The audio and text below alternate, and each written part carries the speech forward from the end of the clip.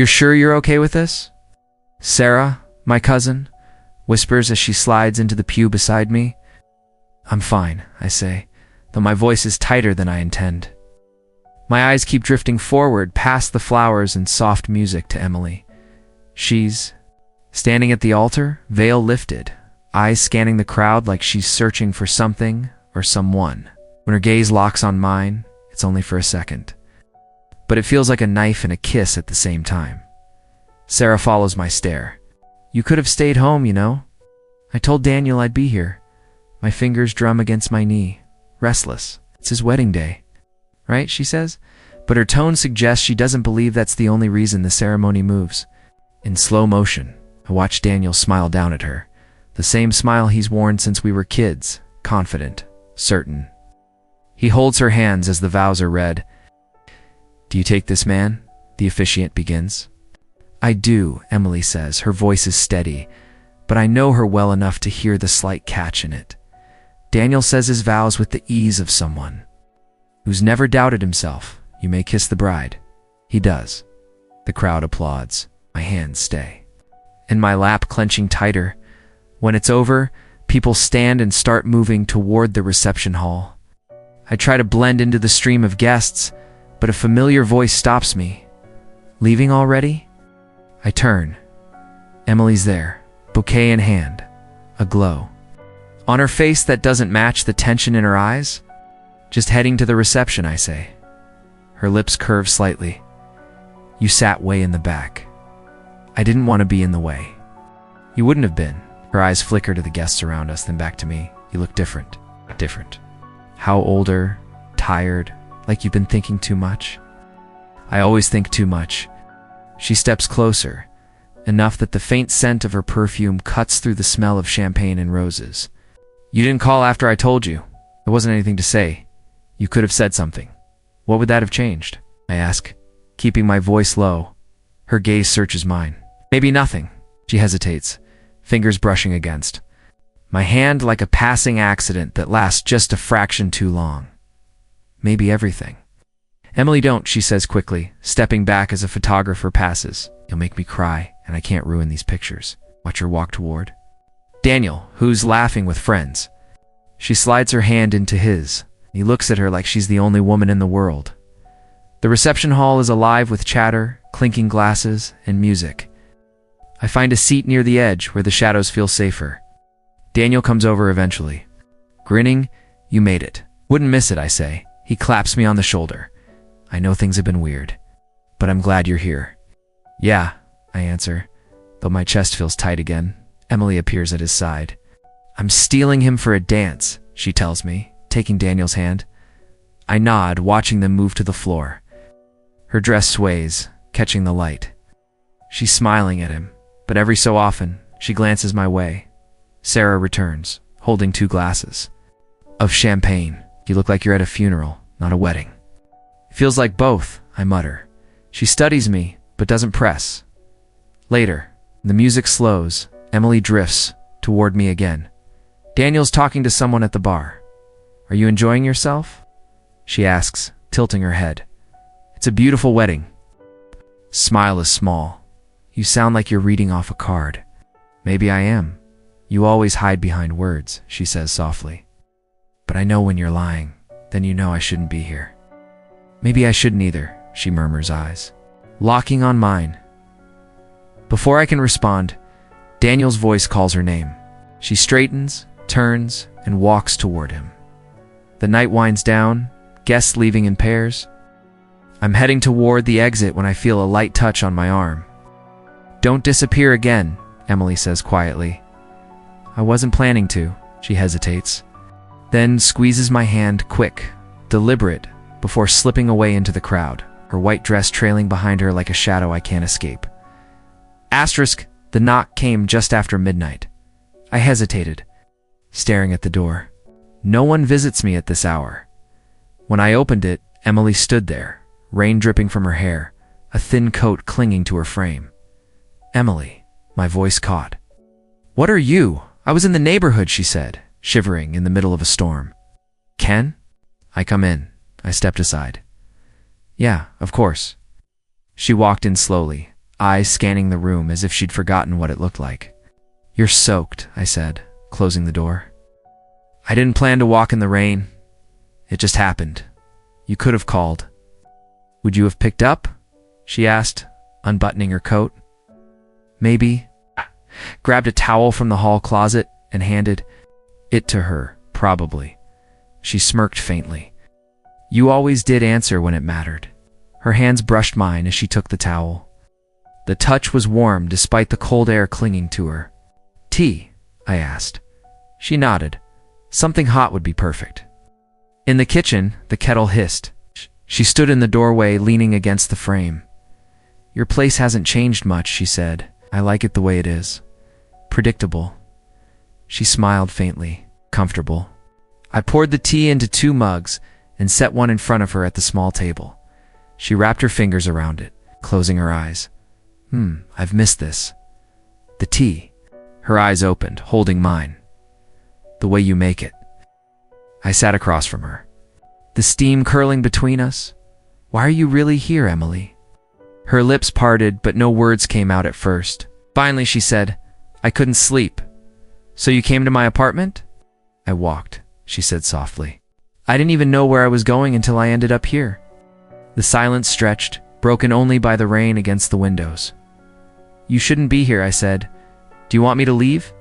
I didn't answer right away. That's not what I said. Foot shifted under the table, brushing mine. It felt intentional. "Do you remember," she began, "the time we stayed up all night talking in your kitchen? Just before she trailed off. Before you told me you were marrying Daniel?" Eyes flickered. "Guilty?" "Yeah, I remember. You didn't try to stop me," she said. "I didn't think I had the right." Her fingers tapped the side of her mug. "Maybe you did." "Emily, I'm not saying this to hurt you," she interrupted. I don't know what I'm doing anymore." I leaned back, trying to put space between us that the table couldn't give. "Daniel's your husband?" Her expression softened. "I know." "Then why?" "Because being around you feels..." She stopped again, as if finishing the sentence would make it too real. "Feels what?" I pressed. "Like home," she whispered. The words sat heavy in the air. We moved to the couch without talking about it. She sat close enough that her knee brushed mine. She didn't move it. "You're making this complicated," I said. Quietly. "Maybe it was always complicated," she replied, her perfume mixed with the scent of rain still clinging to her hair. I caught myself leaning slightly toward her. "You should go before what?" Her voice was soft, but the question burned. "Before we cross a line we can't uncross?" She turned her head toward me. "Maybe we already have." The moment stretched. My chest felt tight, my pulse quick. She reached for my hand slowly, as if testing whether I'd pull away. I didn't. Her fingers curled around mine. Warm, steady, too familiar. "You used to hold my hand when I was nervous," she said. "Remember that?" "Yeah, I'm nervous now." I swallowed. "So am I." We sat like that, hands clasped, the rain tapping against the windows like an impatient witness. Finally, she let go. "I should go." "Emily," she stood, slipping her coat back on. "If I stay, I won't leave." I walked her to the door, each step feeling heavier than it should. On the threshold, she looked at me one last time. Her eyes searched mine, like she was looking for something she wasn't sure existed anymore. "Good night," she said. "Good night." She stepped into the rain without opening her umbrella. I watched her walk away until she disappeared into the dark, the echo of her touch still warm in my hand. Daniel's voice came through the phone earlier that day. "Come over tonight, Emily's making dinner." I should have said no. I didn't. When I knocked, the door opened, and there she was, hair loose, casual dress, no makeup. Said, smiling softly, "You're early." "Traffic was better than I thought," I replied, stepping inside. Daniel called from the kitchen. "Beer or wine, man?" "Wine's fine," I answered. Emily closed the door behind me. "You don't drink wine?" she said under her breath. "Maybe tonight I do." Her eyes lingered on mine for a second, longer than necessary before she walked toward the dining room. Daniel's voice was cheerful. "Foodle, be ready in 10. Emily glanced toward the kitchen, then back at me. Sit, I'll pour you a glass. She reached for the bottle, leaning over me as she filled the glass. Her hand brushed my shoulder, a slow, accidental on-purpose touch. You okay? She asked. I'm fine, I said, though my pulse told another story. We sat across from each other. The low hum of Daniel moving around in the kitchen made the silence between us feel heavier. You haven't called, she said quietly. I didn't think I should. Why? Because you're married to my brother. Her lips curved slightly. You make that sound like it's the only thing that matters. It is, I said. Her eyes didn't leave mine. You're lying. Before I could answer, Daniel came in with plates.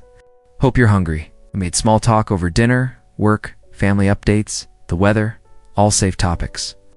But every time I looked up, Emily's gaze was there, and the air between us felt like a live wire. After we finished, Daniel's phone rang.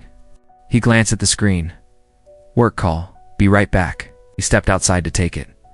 The moment he was gone, Emily leaned forward. I miss us. My chest tightened. There was never an us. Her expression softened. Wasn't there? You're married? To Daniel? I said again, though my voice was less certain. She reached for my glass, her fingers brushing mine. Sometimes I wonder if I made the wrong choice. Don't say that. Why not? Because it's dangerous. Her eyes held mine. Maybe I like dangerous. I exhaled slowly. Emily, Daniel's voice called from the hallway. Everything okay in here? I leaned back quickly. Yeah, fine. He came in smiling, completely unaware. You staying for dessert? Emily looked at me, her lips barely curving. I think he should. I did. And every bite tasted like temptation. Asterisk, my phone buzzed at 11:48 p.m. Emily. Are you awake? I stared at the screen, debating before typing back. Yeah, her reply came instantly. Just out for a walk. A walk. At midnight, I typed, where? Near your place. My pulse jumped. Emily, can I come up? 5 minutes later, a knock at my door. When I opened it, she stood there, hood up, damp hair clinging to her face. You're soaked, I said. It's just mist, she replied, stepping inside without waiting. I closed the door. Daniel, no, you're here? Her eyes flicked toward the floor. No, Emily, I couldn't sleep, she said quickly. I kept thinking about things. I swallowed hard. Things like what? She shrugged off her jacket. Like how different everything feels now. I gestured toward the kitchen. Tea. She nodded. Sure. We moved quietly. The kettle hissed, steam curling between us. Go. Been avoiding me, she said softly. I've been giving you space. Is that what you call it? It's the only thing that makes sense? She leaned against the counter, watching me. You're always so careful, even when you don't want to be. Maybe I have to be, I said, her lips curved faintly, and maybe I don't want you to be careful. I poured the tea, slid the mug toward her. What are you doing here, Emily? Talking, that's not all. She took a slow sip. Maybe not. Silence stretched between us, the kind that feels heavy with unspoken words. Daniel trusts me, I said finally. I know. Her eyes stayed on mine. Do. You don't play games? Who said I was playing? She set the mug down, stepped closer. My hand rested on the counter. Hers reached for it. Warm, deliberate, and she didn't let go. You should go, I whispered. Do you want me to? I didn't answer. Couldn't. She took another step. The faint scent of her perfume wrapped around me, subtle but impossible to ignore. Emily, I said, my voice barely steady. She smiled faintly. You say my name like it means something? It does. Her eyes searched mine for a long moment before she moved in and hugged me. It wasn't a polite hug. It was too long, too close. Her chest pressed against mine, her arms tight. You're shaking, she murmured. You should go, I repeated. But my hands had already found her back. Her breath was warm against my neck. I missed this. There is no this, I said, but the words sounded like a lie.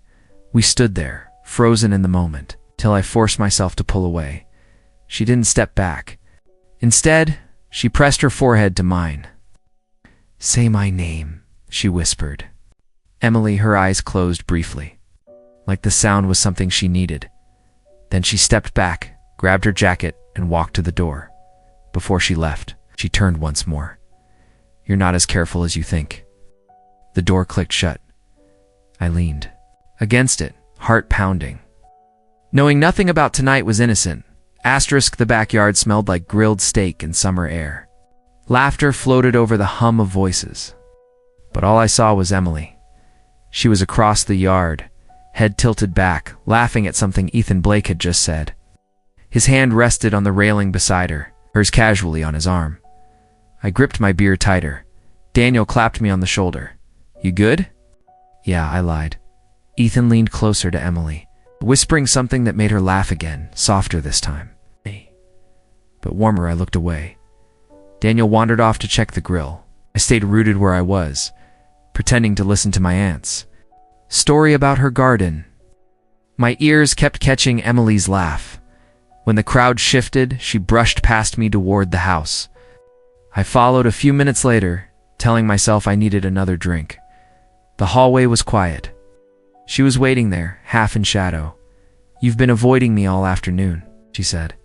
"I've been talking to people, not to me," I said. My empty bottle on the side table. "Maybe that's for the best." Her brow furrowed. "Why?" "Because you're dangerous for me." Her eyes softened. "Maybe you're dangerous for me too." The air between us tightened. My chest felt too small for my breath.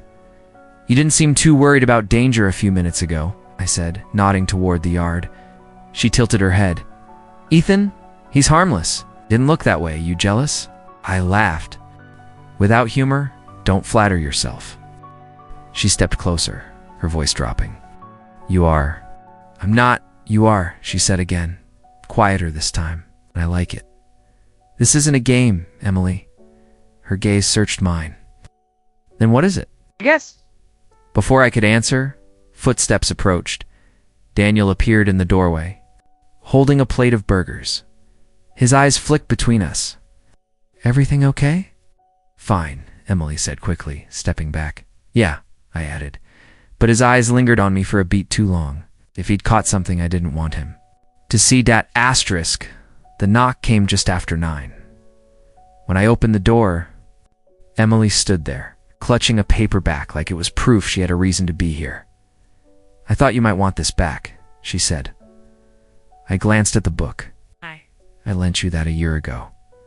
She smiled faintly. "Better late than never." I stepped aside. "Come in." She walked in, her eyes darting around the apartment like she needed to remember what it looked like. I set the book on the counter. "Coffee?" "Tea?" I asked. "Water's fine." We sat at the kitchen table, the silence stretching. She traced the rim of her glass with one finger, not meeting my eyes. Finally, I said, "You didn't come here just to return a book." Her mouth twitched, like she'd been caught. "No, so why?" She took a slow breath. "I'm not happy." My chest tightened. With Daniel, her eyes flicked up to mine, then away. "He's different lately. Distant, cold sometimes." I leaned forward. "Cold how?" Her voice dropped. "I can't explain. It feels like I'm living with someone who's there but not there." I studied her. "Have you told him? Wouldn't matter?" "Why not?" She shook her head. "Because he'd either get angry or act like nothing's wrong. Both are worse than silence." Her fingers curled around the glass, knuckles pale. I hesitated. "Emily," she looked up, and for the first time tonight, didn't look away. "You don't have to do this alone," I said. Something in her expression cracked barely, but enough. She slid her hand across the table until her fingertips brushed mine. I didn't move. "You shouldn't," I whispered. "Maybe I should," she said, her voice trembling. Her hand didn't pull back. Mine didn't either. The warmth of her skin Bled into me, and the air between us thickened. "This is dangerous," I murmured. "I know, and you keep coming back." She swallowed. "Because you see me." I exhaled slowly. My thumbs shifted, almost involuntarily, grazing her knuckles. She closed her eyes just for a second. We stayed like that still, silent. not touching anywhere else, but the charge in the air made it feel like the whole room was leaning towards something we shouldn't cross. Her eyes opened, and I swear there was an unspoken plea in them. I should have pulled my hand away. I didn't. I wasn't expecting to see her. The cafe was nearly empty. Rain pattering against the windows. When I heard my name, "Hey," Emily said, standing in the doorway like she'd been debating whether to come in at all. "Emily," I replied, keeping my voice even. "What are you doing here? Just needed coffee?" Her eyes darted to the counter, then back to me. "Mind if I sit?" I gestured to the seat across from me. "Go ahead, Dad." She slid into the chair, pushing damp hair from her face. "Daniels." "Out of town," she said casually. I raised an eyebrow. "Business trip?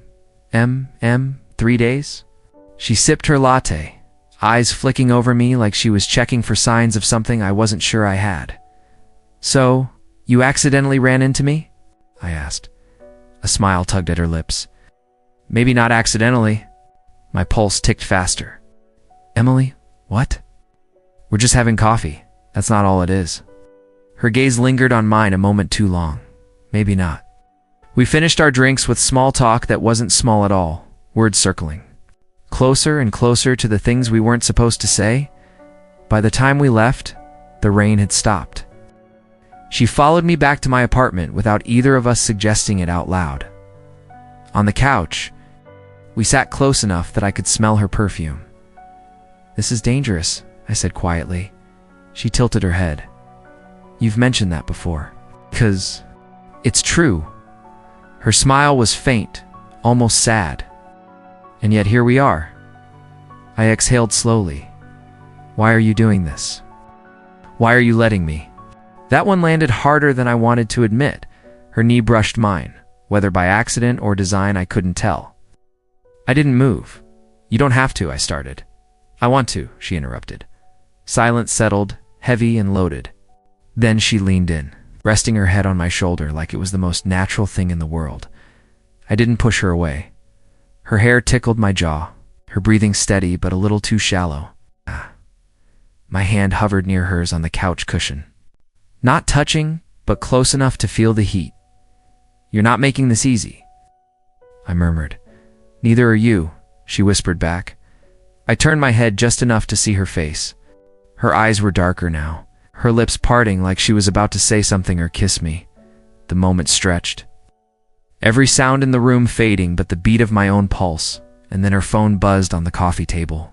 She flinched, glancing at the screen. Daniel's name lit up in bold letters. Her hand trembled as she picked it up. "I have to go ahead," I said, my voice tighter than I wanted. She pressed the phone to her ear. "Hey," she said, trying for casual. But I could hear the shake in her voice. I stared at the wall, not wanting to hear his voice through the receiver, but knowing this moment, whatever it was, had just slammed to a halt. Asterisk, I was halfway to my car when I heard my name. "Got a minute?" Daniel's voice was flat, unreadable. I turned, forcing a smile. "Sure, what's up?" He stood there, arms crossed. "You and Emily? Anything I should know?" The question hit harder than I expected. "What are you talking about?" "Been hearing things," he said. "Rumors? From who?" I asked, keeping my tone calm. "Doesn't matter. Just tell me the truth." I shook my head. "There's nothing going on." His eyes narrowed. "You expect me to believe that?" "I'm telling you the truth." He stood there in the parking lot, the air between us thick. His jaw tightened, like he wanted to push further, but wasn't sure he wanted the answer. "Fine," he said finally. "But if I find out you're lying..." He left the sentence hanging, then walked away. That night my phone buzzed. "Emily, he knows." Before I could respond, another message came. "Can I come over?" I typed back, "Yeah." 20 minutes later, she was at my door. Her eyes were red, her hands twisting together. "I'm so sorry," she said before I could speak. "What happened?" I asked. "I didn't mean for this to happen. Any of it." Her voice cracked. "Emily," he asked me straight out. I couldn't. I didn't say yes, but I didn't say no. My chest tightened. So now he thinks she nodded. I think he already did. We stood in the doorway, rain dripping from her hair. I could feel her breath, warm and uneven. "You should go home," I said, even though I didn't mean it. "I don't want to," she whispered. "This is too far," I said, but my voice didn't sound convincing. Her eyes searched mine. "Then, tell me to stop." I didn't. She stepped closer, close enough that her shoulder brushed mine. The air felt electric, charged with everything we hadn't said. "Emily," I murmured. "I know," she said. But she didn't move away. The space between us vanished. Asterisk, I hadn't seen Emily in 4 days. No messages. Just silence. On. The 5th morning, my phone rang. Daniel's name flashed on the screen. "Hey," I answered cautiously. "She's gone to her sister's," he said. "Thought you should know." "Why would I need to know that?" I asked, my voice tight. "You've been close lately," he said. I forced a laugh. "You're imagining things, am I?" He said, then hung up before I could respond. 3 nights later, I heard a knock. When I opened the door, Emily was standing there, pale eyes red like she hadn't slept in days. "Can I come in?" she asked. I stepped aside. "Where have you been?" "At my sister's," she said softly, dropping her coat onto the couch. "Daniel told me," I replied. "You could have called." "I couldn't," she said, shaking her head. "Why not?" "Because I needed to think. And because I knew if I heard your voice, I'd come running back before I was ready." I swallowed. Ready for what? She looked up at me, eyes glistening. "I'm leaving Daniel." Ah! The words hit me like a punch. You're serious," she said. "But not for you?" I blinked. "What does that mean?"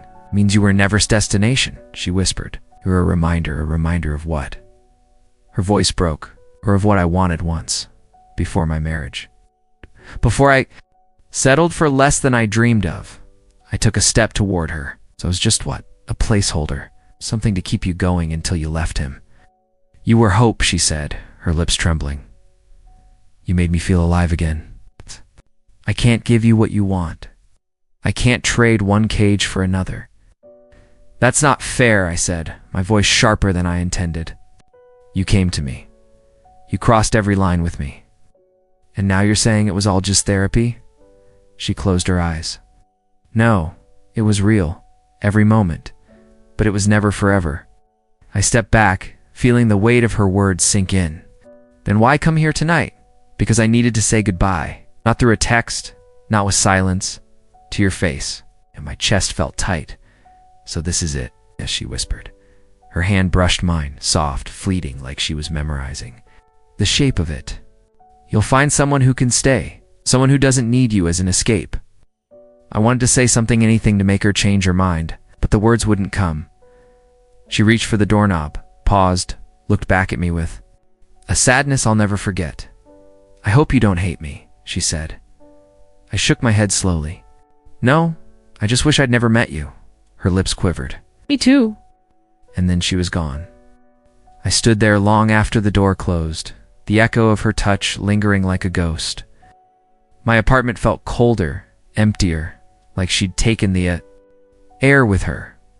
Maybe this was karma. For letting myself fall for someone I could never keep.